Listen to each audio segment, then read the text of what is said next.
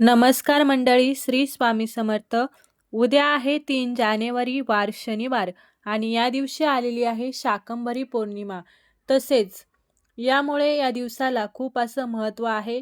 ही नवीन वर्षातील पहिलीच पौर्णिमा आहे. या दिवशी अनेक प्रकारचे उपाय केले जातात. आज या व्हिडिओमध्ये मी तुम्हाला असाच एक उपाय सांगणार आहे. प्रत्येक आईने आपल्या मुलांसाठी हा उपाय करायचा आहे. मुलांसाठी असा एक दिवा आपल्याला लावायचा आहे. यामुळे मुलांचे सर्व दोष, अडचणी, विघ्न हे नष्ट होतील. अभ्यासात, नोकरीत, व्यवसायात प्रत्येक क्षेत्रात मुलांची भरभरून प्रगती होईल. असा हा उपाय मी तुम्हाला आज या व्हिडिओमध्ये सांगणार आहे. त्यामुळे व्हिडिओ हा शेवटपर्यंत नक्की पहा. तर पहा, हा जो उपाय आहे, हा उपाय आपल्याला आपल्या मुलांच्या भविष्यासाठी करायचा आहे. मुलांच्या उज्ज्वल आयुष्यासाठी करायचा आहे. लहान मुलांपासून ते मोठ्यांपर्यंत सर्व मुली आणि मुलं सर्वांसाठी आपल्याला हा उपाय जो आहे तो करायचा आहे. अगदी लहान मूल जे असतं ना, ते अतिशय हट्टीपणा करतात, सांगितलेलं ऐकत नाहीत, चिडचिडपणा करतात, वारंवार आजारी पडतात, लवकर नजरदोष लागतो. नजरदोष लागल्यामुळे त्यांना सतत आजारपणही येत असतं. तर यासाठी तुम्हाला हा उपाय करायचा आहे. आणि हे जे मोठे मुलं असतात, जे शाळेत जातात, मोठे असूनही कधी-कधी खूप हट्टीपणा करतात, खूप चिडचिडपणा करतात, उद्धटपणाने बोलतात, आई-वडिलांना मागे फिरून बोलतात, तसेच अभ्यास करावासा वाटत नाही, अभ्यास करत नाहीत, अभ्यासामध्ये त्यांचं मन लागत नाही, खूप वात्रटपणा करतात किंवा सतत आजारी असतात. तर यासाठी तुम्हाला हा जो उपाय आहे, हा मोठ्या मुलांसाठी करायचा आहे. तसेच अगदी खूप मोठे मुलं जे असतात, कॉलेजला असतात किंवा एखादा व्यवसाय करत आहे, तर त्यांना नेहमी कोणत्या ना कोणत्या कामामध्ये अपयश येत असेल, तसेच शाळेतील मुलांना सुद्धा बऱ्याच वेळा अपयश येत असेल, तर अशा वेळी मुलांना नेहमी-नेहमी यशाची पायरी मिळावी किंवा मुलांची प्रत्येक क्षेत्रात प्रगती व्हावी, यासाठी आपल्याला हा उपाय जो आहे, तर तो पौर्णिमेच्या दिवशी करायचा असतो. जेव्हा विशेष तिथी असते, या तिथीवरती आपण काही उपाय जर केले, तर त्या उपायांचा आपल्याला 100% फळ प्राप्त होत असतं, असं म्हटलं जातं. तर बघा, उद्याचा दिवस आहे, तो अतिशय शुभ मानला जातो. या दिवशी सर्व शुभ कार्य केली जातात. जसे की एखादी नवीन गोष्ट खरेदी करणं असेल, एखादा व्यवसाय सुरू करायचा असेल, तर हा दिवस अतिशय पवित्र आणि शुभ मानला जातो. सोबतच या दिवशी जर आपण काही एखादी गोष्ट खरेदी केली, जसे की सोने-चांदी खरेदी केली, तर आपल्यावरती मोडण्याची वेळ सुद्धा येत नाही. इतकं शुभ मानलं जातं.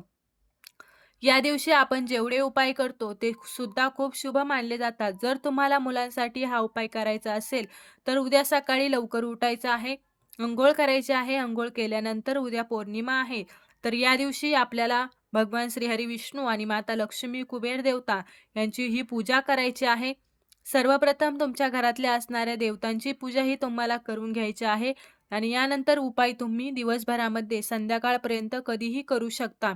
तर तुम्हाला काय करायचं आहे, एक तामण घ्यायचं आहे, एक मातीचा दिवा तुम्हाला घ्यायचा आहे. या दिव्यामध्ये तुम्हाला वात लावायची आहे. वात कापसाची दुहेरी बनवून एकत्र करून तुम्हाला लावायची आहे. त्यांना थोडंसं कुंकू लावायचं आहे आणि ही वात तुम्हाला लाल बनवायची आहे. यानंतर एक मातीची पंती जी असते, तर हा दिवा तुम्हाला घ्यायचा आहे. यामध्ये तुम्ही ही वात लावायची आहे. जर तुम्ही तिच्यामध्ये तिळाचं तेल असेल, तर आवर्जून तिळाचं तेल यामध्ये तुम्ही घाला. तिळाचं तेल नसेल, तर तुम्हाला काय करायचं आहे, तुमच्याकडे जे तेल आहे ते तुम्ही टाकू शकता. त्यामध्ये थोडेसे पांढरे तीळ तुम्हाला टाकायचे आहेत. अगदी चिमूटभर हळद जी असते ती तुम्हाला टाकायची आहे आणि असा हा दिवा तुम्हाला प्रज्वलित करायचा आहे. प्रज्वलित केल्यानंतर एक तामण घ्यायचं आहे. तामणामध्ये आपल्याला पाणी टाकायचं आहे. पाणी टाकल्यानंतर हा जो दिवा आहे, हा दिवा आपल्याला या पाण्यावरती ठेवायचा आहे आणि यानंतर दिव्याने आपल्याला मुलांना ओवाळून घ्यायचा आहे. ओवाळून घेतल्यानंतर हा जो दिवा आहे, तर हा दिवा आपल्याला आपल्या देवघरासमोर ठेवायचा आहे.